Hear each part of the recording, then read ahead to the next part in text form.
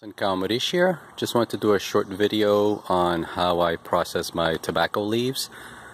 So once I start seeing the color changes at the bottom of the plant, I pick the leaves, I lay them on the table, sort them roughly by size, and I stack them 6 leaves at a time, back to back, then front to front, then back to back, front to front. So 6 leaves. I sew through the stem with cotton yarn, leave enough for a loop so that I can hang it. Then I zip tie the tops about 1.5 inches down. This is just a piece of plywood that I had in the garage. As you saw, I put some hooks in so that I can hang the tobacco. I just kind of have it here in the garden, so I want the tobacco leaves out of direct sunlight, but I want it outside where there's humidity and warmth. So these tobacco leaves here that you see here have been hanging for 1.5 weeks. I will keep them here until they're all brown.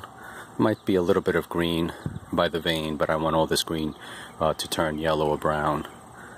These tobacco leaves were just pulled this weekend, so they've only been hanging for a few days.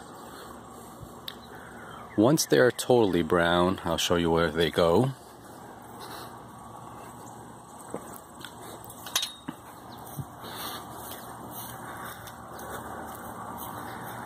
So that's air curing is what you just saw, and now this is more of a fermentation process.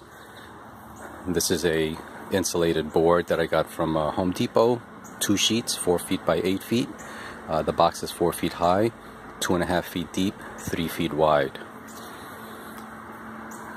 I have a sensor inside, so this is where it sends the information to this monitor here.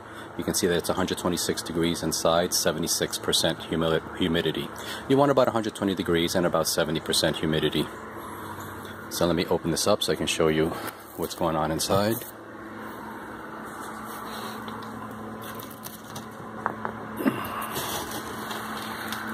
Okay, so again, you see this reflective insulated board. I have a crock pot. I fill it twice a day. I have a fan to keep the air circulating so that mold doesn't develop. There's the sensor that's hanging. I just punched a little hole with some wire off the top, and that monitors the temperature and the humidity. These leaves were already on the plant, so they were already pretty brown. I hung them for about a week and then put them in here. And as the other stacks start to brown, I will add them in here. And then what I'll do is every day I'll take all the stacks out, lay them out, shuffle them around, put them back in.